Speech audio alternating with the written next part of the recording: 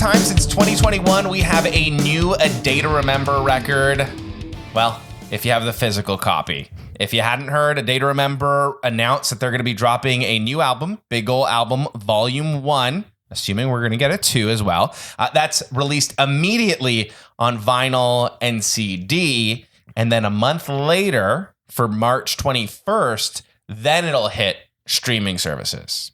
Today, we're going to be giving a breakdown and album review of A Day to Remember's Big Ole Album Volume 1. How do you feel about this release strategy? I think this is a brilliant marketing strategy to actually get people to go out and purchase the record, right? Because I think so many of us now these days, compared to back in the day, we would go out and we would buy the CD or buy the album in full so we can hear everything. Now with streaming services, we listen to it. If we like it, then we go out and we buy it. By that point, though, a lot of us have forgotten about it, or we don't actually go out and spend the money. Whereas we know that with a lot of these streaming services, they're not actually paying the artists much. Exactly. Yeah. You have to buy the record to support the artist. So this is kind of forcing people to go out and physically buy the record. And I'm not mad at it because I probably would have bought it anyway. Yeah. I'm super intrigued to see if this changes the mentality of other people's release strategy in the future. Cause I know I've seen some discussion about why would you do this? Cause we know that people are going to upload it online and you're gonna be able to listen to it anyways. But it's like, you're going to do that on streaming services and not buy the record anyways. You don't even get that much money from streaming services anyways. So to be able to get this record in the hands of fans in a physical form, I think is super cool in 2025. Yeah, it's definitely something different. And like you said, they're not going to make any money off of Spotify anyway. So why not? If people are going to download it and go back to the old pirating ways, then people pirate it, and they were pirating music before Spotify was a thing. So yeah, I think this could be a major shift in the industry too. Like lately we've seen a trend away from full albums towards just singles and smaller EPs. This may be another turning point of, oh yeah, we're actually going to do this all the time. It's just put out the physical. If you want it, you can have it. You just got to pay for it. And then we're going to put it on streaming services later. Make It Make Sense is sort of like this cool new metal feely sound. At first, I was kind of like, is this reminding me of Bring Me the Horizon, or what's this reminding me of? And the guitar was just so different and unique. And I was like, oh, where have I heard this sound before? If you actually go to the song credits, Cody from Wage War is on the song credits. And I feel like that really took this song to the next level. It was really the instrumentals, because when I first heard it, I was like, oh, okay, this song slaps. It's like, we're going to get some older style A Day to Remember mixed with some newer style A Day to Remember. And it actually genuinely got me excited for a new A Day to Remember. And it's been a while since I've actually had excitement for new A Day to Remember. I read somewhere that A Day to Remember actually recorded this as their version of Limp Bizkit's Break Stuff. And I remember the first time I heard it, I was like, oh my God, I'm loving this new metal edge of this band, which I've never really heard before. They kind of established that really tasty riff and then use it that entire time until the breakdown kicks in. Essentially just kicks off this record on a super high note. I'm a big advocate for bands trying new things with their sound and growing up with their sound. But at the same time, I just hated this song. Like, just straight up hated it. And, you know, it really feels like the spirit of A Day to Remember changed. And this was proof of that, right? Like, it felt like A Day to Remember for the longest time had this chip on their shoulder. And then with Feedback and a few other songs that they've released in the past, it felt like, no, we got here, we're the best, fuck you. And that made them less relatable, in my opinion. This is still probably the worst song on the record.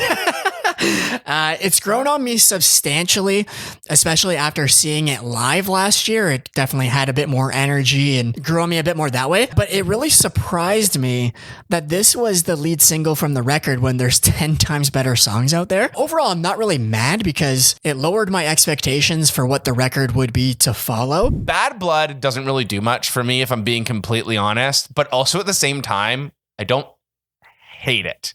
It kind of feels like a generic newer A Day to Remember song until the end. That breakdown, that like, oh, in the middle of the breakdown, like that's sweet. And I feel like that was sort of the makeup point for the song. But up until that, I could give or take this song. This is kind of the first example of some cornier lyricism. Like, I don't start shit, but I'll finish it. But instrumentally, I really love the bell inclusion for some reason. I heard it and I was like, oh, we really heard this from A Day to Remember. So that was kind of cool. It makes it feel big and grandiose. The breakdown is solid, but definitely not my favorite on the record. All My Friends is probably one of my favorite A Day to Remember songs to come out in a very, very long time. It's this classic pop punk song, super catchy, super fun, super cheesy, but I think that that's a good thing in this case because it's so catchy. Like, I believe that if they dropped this song in June, this would be a summer anthem. This reminds me so much of Degenerates from their last record. They love songs that rotate around their friends. They've actually talked about it in an interview that I saw recently, where they were trying to avoid this friend trope, and then Bad Friend ended up being one of the best songs on their last record. And now All My Friends is one of the best songs on this record. It's a tad corny. Another night out here with all my friends kind of vibe, but it's also super uplifting and fun. And I actually sent it to a buddy of mine, and he was like, damn, I wish this song was out in time for your wedding. And my wife Amy said the exact same thing. So it's kind of that, like, get your friends together, enjoy some beers, and let's party. So it's good for that. I think this is the best A Day to Remember song to be released in maybe a decade. Everything that a good A Day to Remember song needs. It's heavy, but it's also catchy. The breakdown is crazy, and the call out is not just insane, but it's also not cheesy. So it's just, there's no cheese in this song. It's heavy, it's catchy. This is the definition of what makes A Day to Remember A Day to Remember. It's that kind of leaning on that aggression and that fuck you energy that A Day to Remember used to have that are bringing back into this record now. So when this one kicked off, I was like, oh my God, this riff is disgusting. Like, stank face immediately, and I loved it.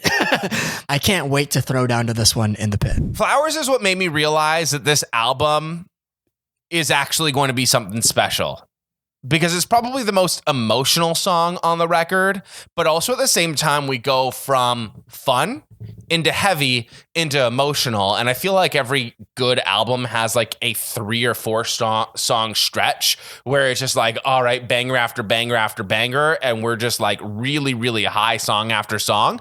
And these 3 songs in a row make this album what it is. In comparison to All My Friends and Bad Blood, this is an example where they showcase some of their more heartfelt lyricism. And it was kind of an immediate standout for me on the first listen. So they're acknowledging that they're getting older. It's time to mend relationships of the past, which, you know, we as elder emos, as we tend into our 30s, I think that's going to resonate with a lot of people really soon, especially the verse. Too many memories blur into one, except the first time you told me you were proud that I'm your son.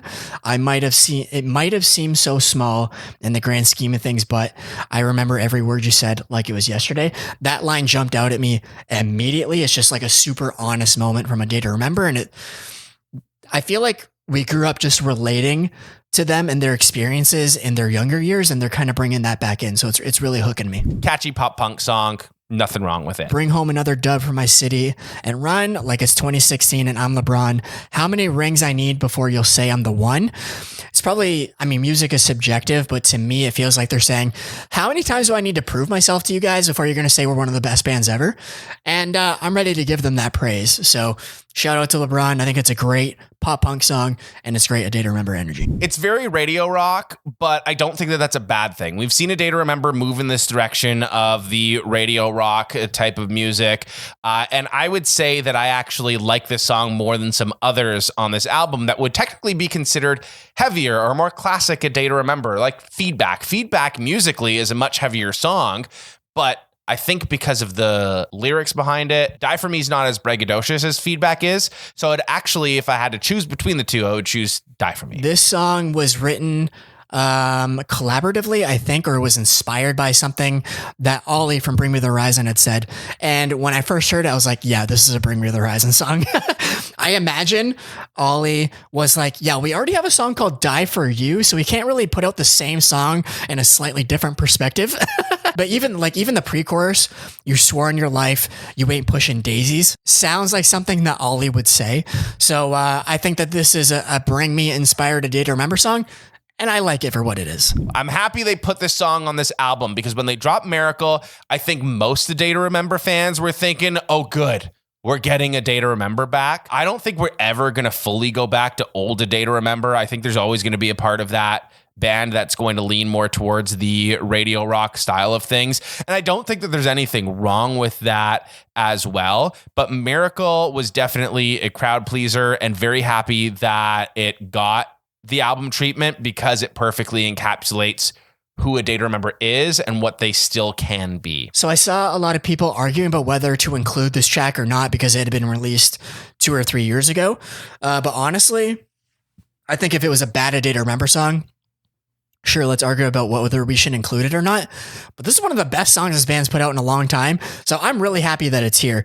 It also breaks up the end section of this record where we get a lot more pop punk focus, where Miracle brings in that heavier edge, really solid breakdown.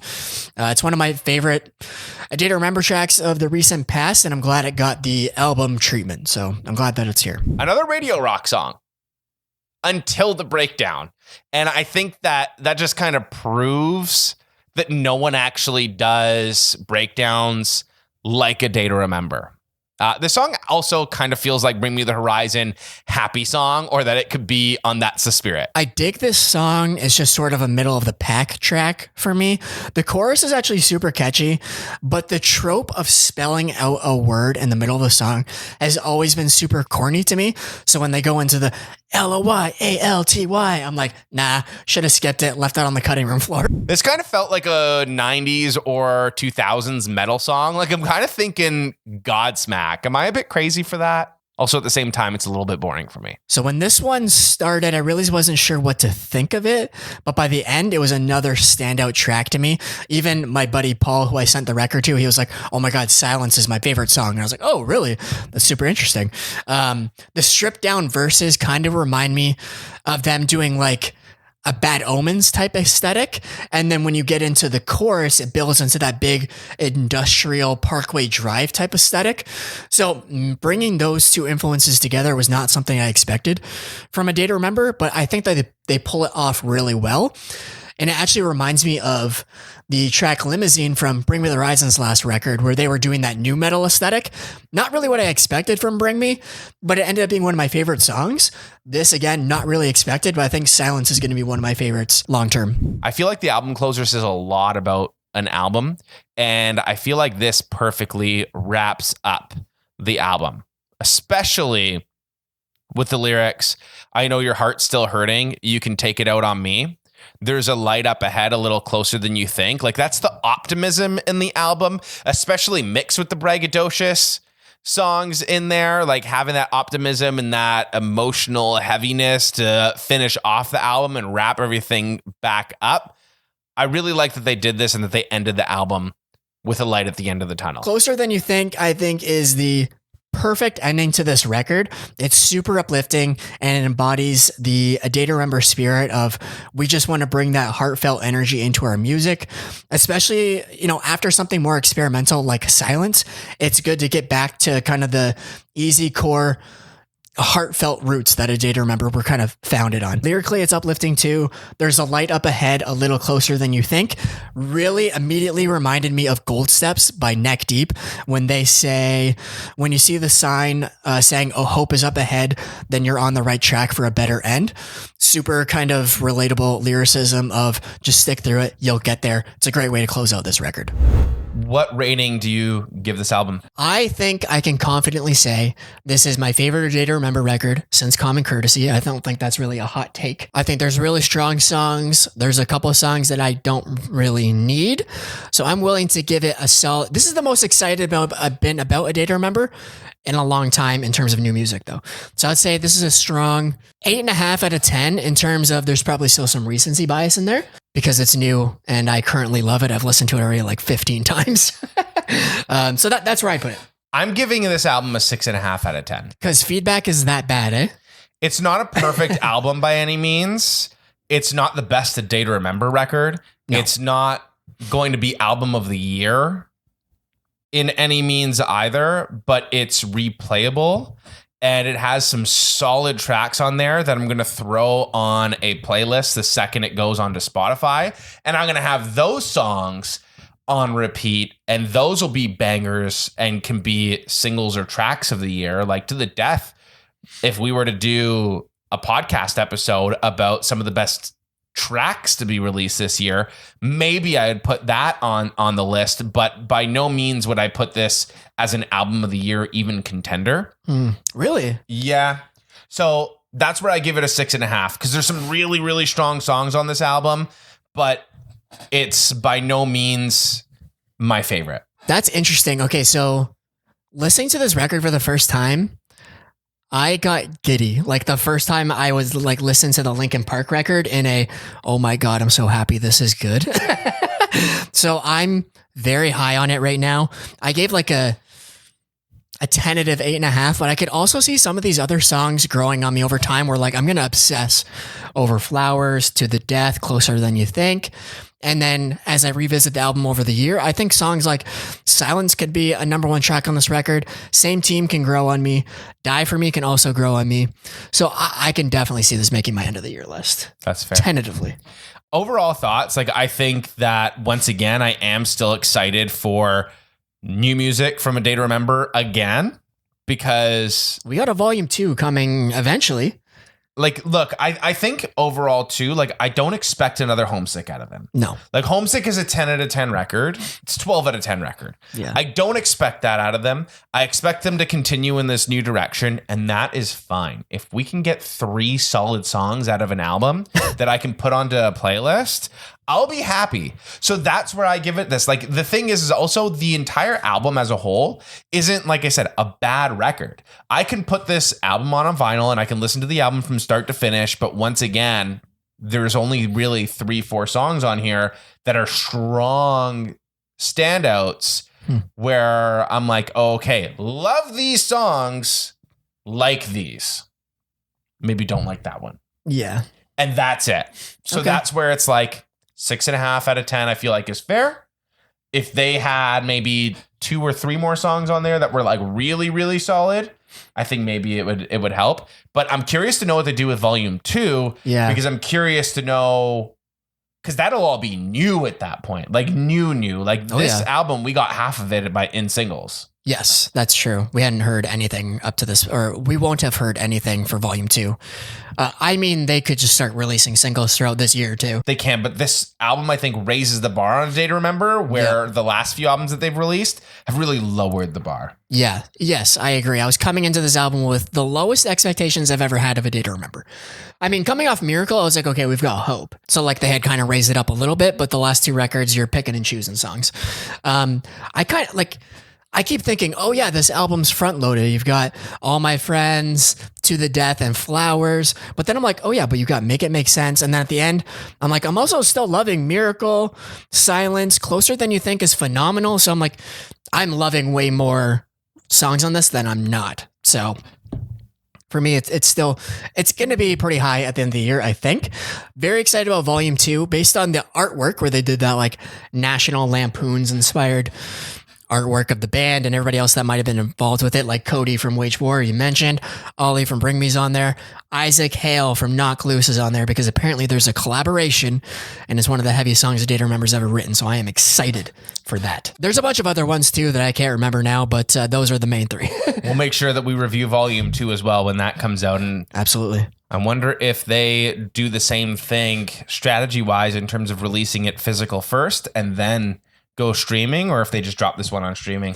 Yeah, I mean, I guess they'll probably be able to tell based on how people respond to this release strategy whether it's worth it to do it again or not. I pre-ordered the record. So did I. Immediately, as soon as it was announced, I listened to Make It Make Sense and LeBron. I was like, these are solid. Order.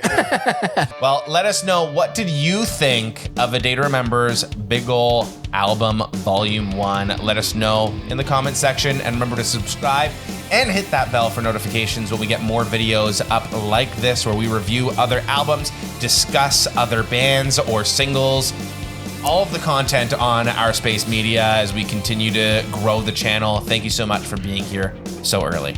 Yes, I was just going to say, if you have suggestions for albums that are coming out that you'd like to see us cover, please comment them, and we'll give it our consideration. So with that said, we'll see you at the next one.